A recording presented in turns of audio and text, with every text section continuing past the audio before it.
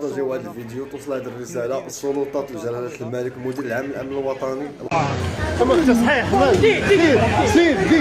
مراقبه اعاده تعيين في رجال الشرطه، راه اغلبيه فيهم خارجين التعسف على الشعب. انت كما كتشوف هذا الفيديو، واش الدري دايز عباد الله، هذا راه ما كانش مع المتظاهرين، هذا الزق كان اصلا كيتريني دايز من تما، جرو الشرطي قال لي اجي انت صحيح، وانت بغيتي يدوز من حداك تيبكي، بغيتي يدوز راكع عليك، بغيتي يركع عليك ياك، بغيتي يتحنى، بغيتي تمشي بحال شي كليب. اما كما صاحبي على هذا الحق ترجلوا معنا واحد الشيء وحنا دايرين فيها ما تنفهموش، مازال ما بينا نفهموا شنو باغيين توصلوا لنا انتم في هذه الاحتجاجات. راه حشومه هذا الشيء، هذا راه عيب عيب وعار. كاينين بوليس ولاد الناس اللي كاين الفريد الحيش وتيتلقى تقول لك سير الله يعفو عليك ما باقيش نلقاك هنايا، وكاينين شي وحدين ويخ منهم تيلقاو ديك جوان تيجاوب بالسبان التعذيب. هادشي علاش وصلنا الرساله مدير العام للامن الوطني وجلاله الملك الله ينصرو يقوموا بواحد اعاده تعيين في رجال الشرطه. راه لا اله الا الله، راه اغلبيه بنادم غادي يفابور، لكن غادي يهلا فمو والله يدير شي تهاول يا ربي يجيب شي نخوى هاد البلاد قبل ما يخووا لنا عقلنا في هذاك السجن، قبل ما يعتقلنا حتى حنا ولا شي لعبه. حنا هادشي معولين يعني، حيت اي واحد ما داير حتى لعبه انت دابا كاع تفرج غيجي واحد غادي تعتقل. تفوق على هذا راه ما باش نوضح الهضره. لا اله الا الله، واش خصنا شي تاريخ جديد ولا كيفاش؟